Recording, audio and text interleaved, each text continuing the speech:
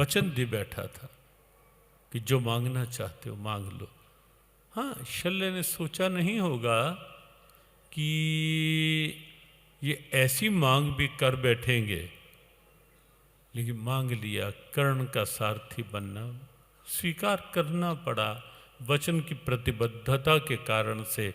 लेकिन अंतर ये रहा, एक और अर्जुन के सारथी भगवान कृष्ण हैं।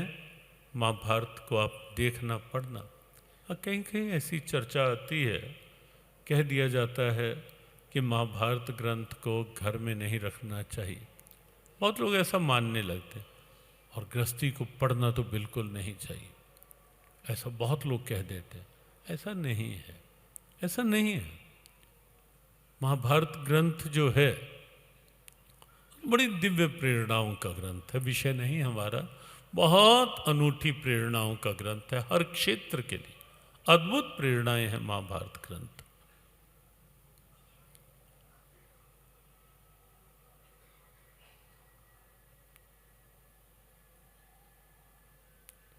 शल्य का सारथी बनना स्वीकार, शल्य ने सारथी बनना स्वीकार कर लिया।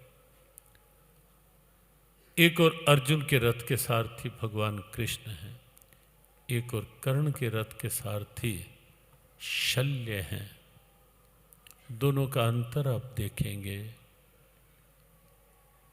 अर्जुन जब जब हतोत्साहित हुआ, भगवान ने सारथी की भूमिका निभाकर क्षुद्रम हृदय दौर्बल्यम त्यक्तोत्तिष्ठ परंतप ऐसे अनेक वाक्यों के द्वारा अर्जुन को प्रबोधित किया,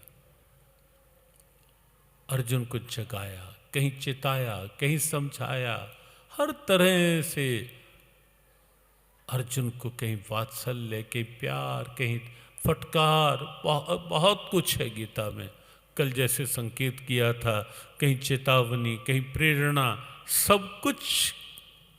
लेकिन अर्जुन को अर्जुन के कर्तव्य पथ के लिए प्रेरित किया।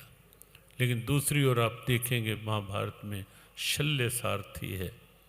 जब जब कर्ण कुछ उत्साह के साथ निकलता, शल्य कोई न कोई ऐसा वाग व्यंग्य कस देते कि कर्ण का उत्साह कमज़ोर पड़ जाता, कर्ण का उत्साह कमज़ोर हो जाता।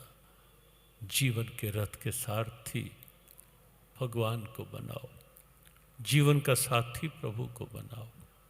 जैसे अर्जुन ने कहा, पहले ये कहा, जब भगवान ने कहा क्या करेगा मेरा, अर्जुन ने कहा आप साथ हो ना, इससे बढ़कर और कौन सी बात है।